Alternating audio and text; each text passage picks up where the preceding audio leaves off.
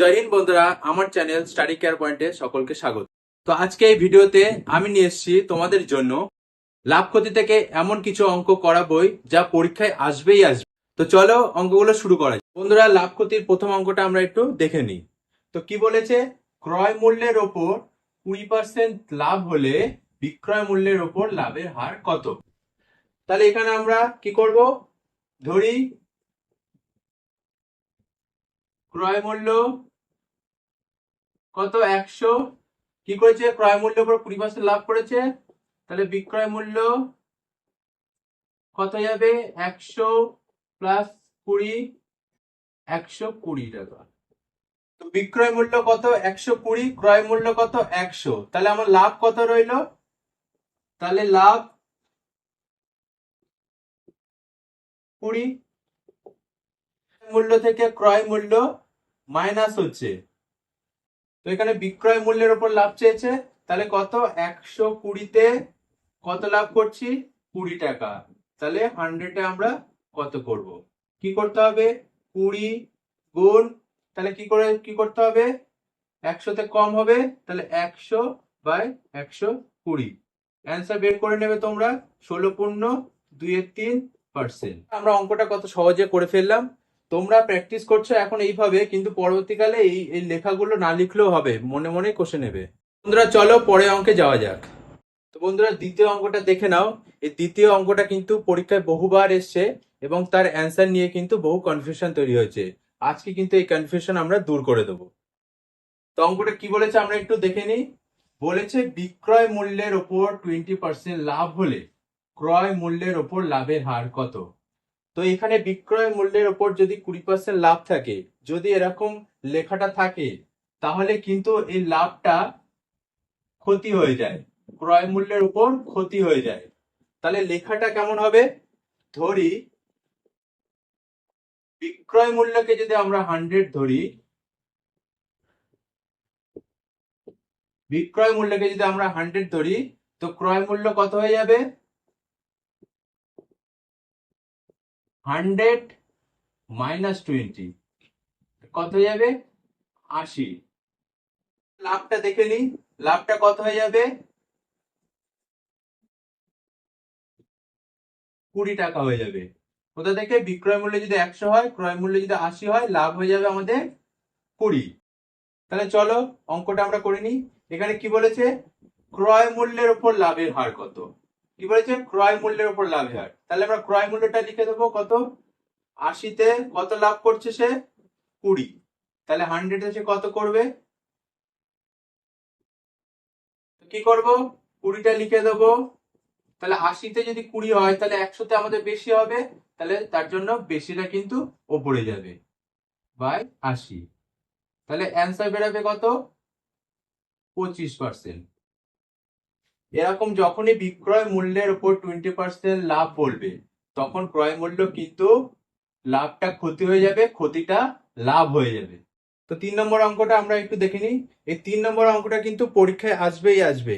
কি বলেছে, 2 টাকায় 3টি কলা কিনে 3 টাকায় 2টি হিসাবে বিক্রয় করলে লাভের হার কত? তো খুব সহজ পদ্ধতিতে আমরা এই অঙ্কটা করব।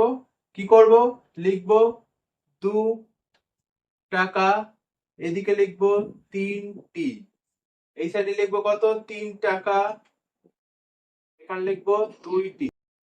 করব বজ্রগুণ করে দেবো আমরা, এদিকে সাথে এদিক, এদিকের সাথে এদিক, তাহলে কত হয় দেখে নেবো আমরা। তাহলে 3-এর সাথে 3 গুণ করলে 9 হয়, এইদিকে 2-এর সাথে 2 গুণ করলে 4 হয়। কি করব, দুটোর আমরা বিয়োগ করে দেবো, কত বেরাবে, 5। এখানে একটা জিনিস খেয়াল করতে হবে, এর পরের স্টেপটা আমরা কিভাবে করব। তো প্রথম লাইনে যেখানে টাকা থাকবে, তার সাথে যে বজ্রগুণ হয়ে যে এটা বেরিয়েছে, তার সাথে কিন্তু ক্যালকুলেশন। তো এখানে আমরা কি করব, 4-এ যদি 5 হয়, 100-তে কত হবে। তো অঙ্কটা আমরা কষে নেব, কি লিখবো, 5 গুণ, তাহলে 4-এ যদি 5 হয়, 100-তে কত বেশি হয়ে যাবে, তাহলে বেশিটা উপরে যাবে, কমটা নিচে আসবে। তাহলে তোমরা কাটাকুটি করে দেখে নেবে, এখানে অ্যান্সার হবে 125%। তো বন্ধুরা 4 নম্বর অঙ্কটা আমরা একটু দেখে নিই।